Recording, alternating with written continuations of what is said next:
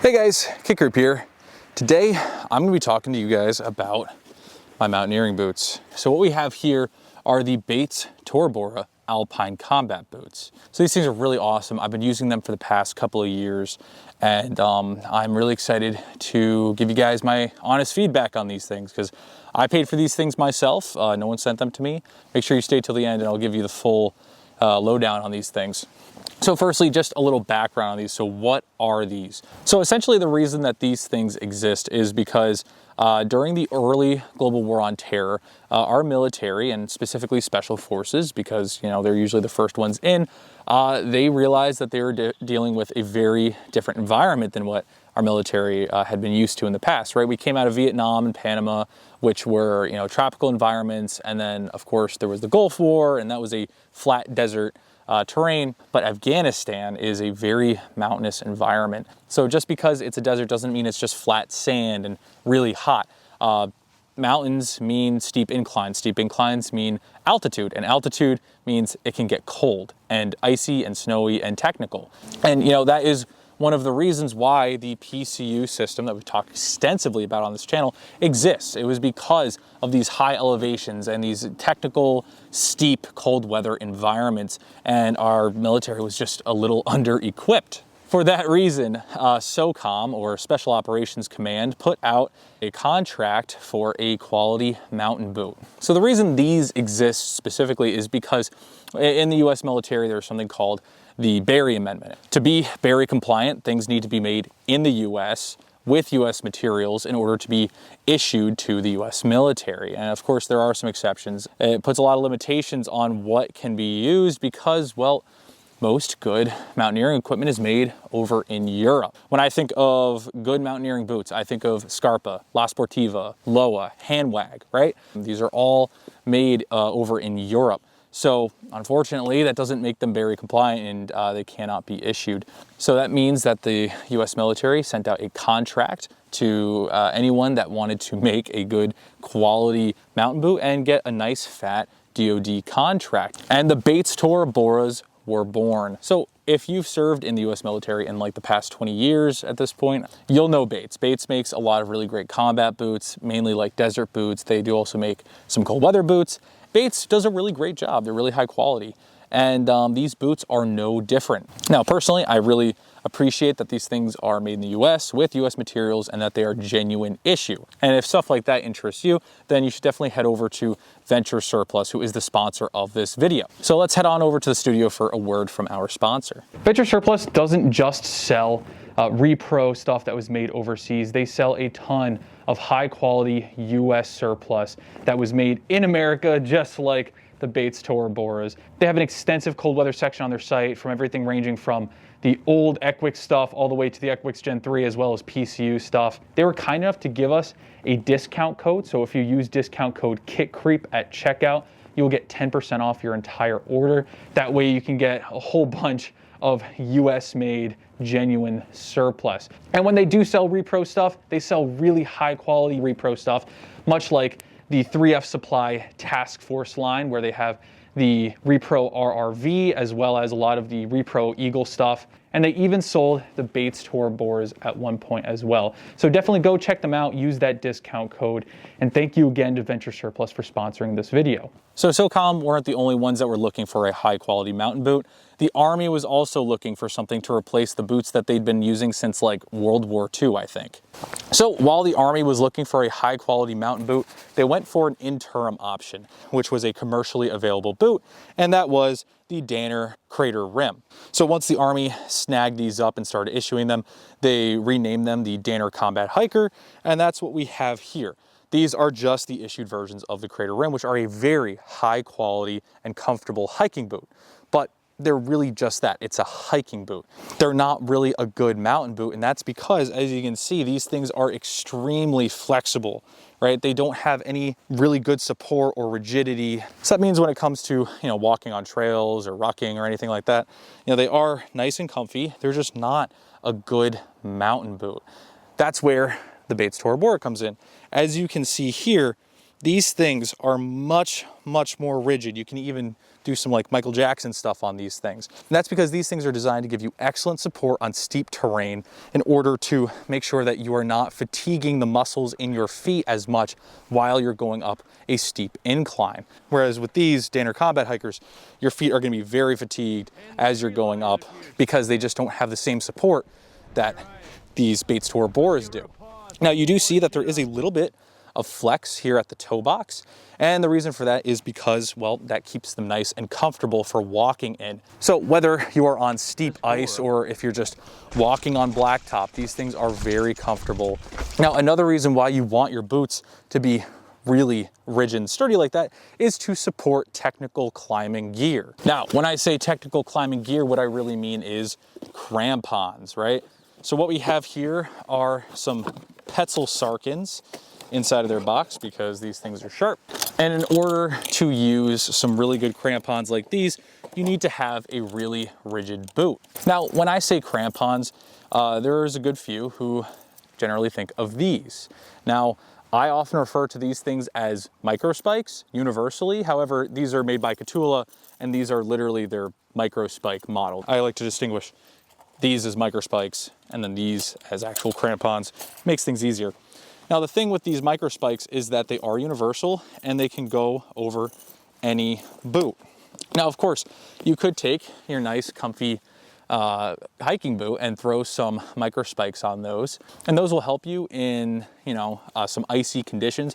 But when it comes to really technical climbing, this is not super ideal. So the thing is, using a really good rigid mountain boot with micro spikes is always a much better option than using your standard, you know, hiking boots. And the reason being that because these things are, again, so flexible, they just don't keep you as stable on the terrain as this. This rigid mountain boot with these micro spikes allows you to do a lot more than what you'd be able to do with your hiking boot and some micro spikes, right? So these micro spikes aren't what make you mountain capable. It really is the boots, okay? Once I do feel like my feet are sliding around and I'm not getting very good traction, well, then that's where I rip off the micro spikes and I swap into some real crampons. So I've used this setup here on a number of trips that I've been on. And what I can tell you is that once things start getting really steep and there's a lot of ice and then there's powder covering the ice and stuff like that, those spikes get real deep in there and they really keep you stable on some really pretty spooky terrain, honestly. And I've been using this exact setup for a couple of years now, and it's awesome. It really is. So the kind of crampon that I have on here is known as a fully automatic crampon. And no, not the Felony. And what that means is the boot has this design here, this geometry that allows for a fully automatic crampon. So what we have here is a toe welt in the front and then a heel welt in the back. So that means that we can use a crampon that uses a toe bail and a heel clip. And what that does is it gives us a very secure mounting platform that doesn't have a lot of play in it, so it feels really nice and secure on your foot. Now, I did use these on Mount Washington in the fully automatic mode with that front toe clip. And what I'll tell you is that, you know, there were some portions that were a little steep. You know, I was front pointing on certain portions, but, you know, they were very short-lived, right? So I never had issues with these things popping out of the crampon. If you were doing something like ice climbing on like waterfall ice, right? If you ever heard of the rating system, the WI rating system for like WI1, WI2, the WI means waterfall ice. And what we know about waterfalls is that they are pretty much straight up and down and vertical. So that means you're going to be front pointing. The issue here is that because the crampon is very rigid, it doesn't have a lot of flex in it because it is made of metal, and the boot does have some flex in it. So if you exert enough force onto your front points that it pops your boot out of the crampon, well, you're probably gonna have a bad time, all right? It's probably a really bad situation. So that means that this setup here is a really excellent general mountaineering setup. I really would not recommend that you use these for ice climbing. However, if you do run into some very short portions of vertical ice or rock, these will absolutely do that, right? But if you're doing just totally vertical waterfall ice with these, you know, you have to understand the risks, right? You got to make sure that you're using the right equipment. So when it comes to something like waterfall ice and ice climbing specifically, you want something like these La Sportivas, right? These things are totally rigid. They have absolutely zero flex in the sole, and that's because that these have a full shank running all the way through the boot. So whether or not you have crampons on, there is absolutely zero flex. And this, combined with a fully automatic crampon, gives you an extremely rigid and secure platform that has absolutely, well, you know, I threw these on very quickly, but when you put them on nicely, they have absolutely zero play between the boot and the crampon, and that really helps you for getting a good feel on the ice and really digging those front points in and just being able to, you know, do stuff like lead climb. You're not really gonna run the risk of popping a crampon off with these as much. So these are absolutely what you should be using for ice climbing. The only issue is, because these have zero flex, they're not that comfortable for walking. If these are what you're wearing on your approach, depending on the terrain, it's not gonna feel great, okay? That's why these military issue mountaineering boots have some flex. These are way more versatile, whereas these are extremely specific to doing one thing. These are a lot more general, and they're a lot more useful to not just the military, but also to you if you are looking for a really good cold weather hiking or mountaineering boot. So what we have here are the same crampons that I own, and you can swap out the equipment on the front for either the toe bail or a toe cup. So typically when you have a boot like the Tora Boras that have a little bit of flex in them, they don't have the toe well in the front there because you're supposed to use a flexible boot with a toe cup. So of course we still have the heel clip here because that's just gonna make sure that your heel does not come out of the crampon while you're walking, because that wouldn't be good. But this allows your boot to make more natural movements because the toe cup is not as, you know, rigid and restrictive as the toe bail.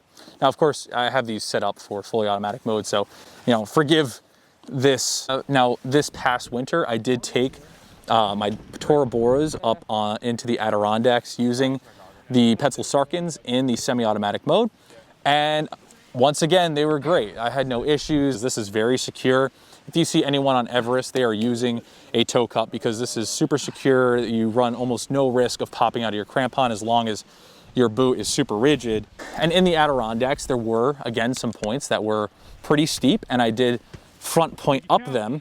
But again, they were short-lived. Now you might think, oh, okay, well, maybe I can use this to not pop out of the crampon while I'm ice climbing. Now, the issue is this is super solid for just relying on those front points. This, not so much, right? Because this is flexible. Just make sure that you're using the right equipment for the right job, okay? So these are general mountaineering boots. These are for hiking in cold weather on steep terrain. These are really not designed for waterfall ice. All right, so next we are going to get really, really deep into the nitty-gritty of these boots, what they're made out of and all that. So we're gonna head on over to the studio for that portion. So first you'll notice that this is a leather boot. This uses Wolverine performance leather. I believe these are pigskin, and these are really comfortable. They are like a suede, which means that they have that rougher texture. And that just means that these are gonna be a little bit more abrasion resistant. Now, with that leather, we do also see these kind of plastic hard plates. They're like these little gray dots all over the boot. Now, this is actually called Super Fabric brand fabric, and that is actually like a genuine, like, you know, hard armor cover surrounding the boot, which is good because, well, you've got sharp knives attached to your feet. Now, like all Gore-Tex fabrics, we are going to have multiple layers that the Gore-Tex is sandwiched inside of, right? So of course we have the outer fabric, which is the leather and the super fabric, the armor stuff here. Underneath that, we do have X-Static. X-Static is an antimicrobial. It means it's anti-stink. We then do also have 200 grams of insulation inside of here. So these are very warm, but they're not too warm. So these can really be extended into that like 70-degree Fahrenheit range, all the way down to, you know, well into the negatives Fahrenheit. I mean, I've worn these on some really cold days, and I've worn these on some not so cold days. You know, as long as you're just, you know, changing your sock out depending on the conditions, like a lighter sock for warmer conditions and then a heavier sock for colder conditions. And then of course there is the Gore-Tex membrane that is hidden inside of the boot, and it is protected by the lining on the inside. So that lining isn't just there to manage moisture, but is also there to protect the fragile Gore-Tex membrane that is inside of here. The outsole on here is a Vibram outsole, and it's pretty aggressive. It does a really great job of, you know, just keeping you in place even when you're not wearing crampons or micro spikes. But what is super neat about these boots is the fact that they actually have a comfort insert here. So if I pull this out, this looks like I'm just pulling out the whole tongue, but it's actually like a little upgrade for your boot. So this is an option. So depending on your foot geometry, this may or may not be a good option. And these are even sized for your boot, which is nice. So this insert really isn't just there for comfort for me, but that cushion is coming from insulation. So now I'm adding more insulation to my boot. That being said, if this was my only boot, and I think this is the point of the Bates Tora Bora, I'm able to stretch this into some of the coldest temperatures and some of the warmest, right? So if it is just way too hot, I can take this out, right? And now my boot is a little less warm because I removed some insulation here where heat can then escape. So my only complaint about these boots is going to be the laces. The laces are very thin, and they actually have a habit of just eating my fingers to shreds. Really, they're like cheese wire, and they just cut straight through, especially here on the side of my pinky. So that is my one complaint. One day I might replace these with paracord, but for now I'm keeping the cool looking gray laces, even though they destroy my fingers. All right, so the last thing that I want to talk about, in my opinion, for the right price, these are absolutely worth it, in my opinion. So I got these guys brand new with the comfort insert included for $200 flat. I got them off Poshmark, and I think that for 200 bucks, these things are incredible, especially because I have experience with the more expensive, more widely used stuff. I mean, these things are so comfortable. I've never had any issues. I have no negative associations with comfort or warmth with these things. My feet were never cold in these. They were never cramping or fatiguing inside of them. I only have good memories associated with using these guys. But again, I got these for 200 bucks. I really don't know what they're going for right now, but I think that that is a really good price. If you find these things for a price that you're comfortable with, I highly, highly recommend these guys. So for comparison, I got these things brand new for $200, whereas these guys I got used for $450. I know that's a lot, but these are a very specific thing for a very specific use case. So that means that these are not going to be able to do as much as I could do with these guys. They're also not very comfortable for walking, which sucks, right? Because they have absolutely zero flex in them at all. But basically what you're paying for is just something that is extremely, you know, well designed, very technical.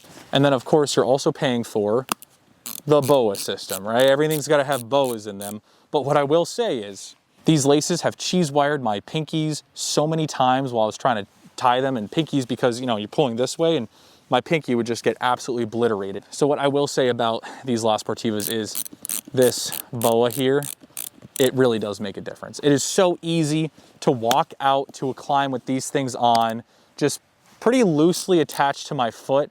And then once I actually get to the climb where I really want these things to be secured to my foot, I can then really crank these down onto my feet and then, you know, fly up the ice, no problem. So that's really something that you have to think about. You know, what do you need specifically and how badly do you need it? All right, so in conclusion, I love these boots. These are awesome. I highly recommend them, especially if you're going to get your start into the world of general mountaineering. If you do want to try ice climbing at some point, you can always use your ski boots. You know, if you do ski, you know, you can use these as your approach boots to get out to your climb. Super comfy, super warm.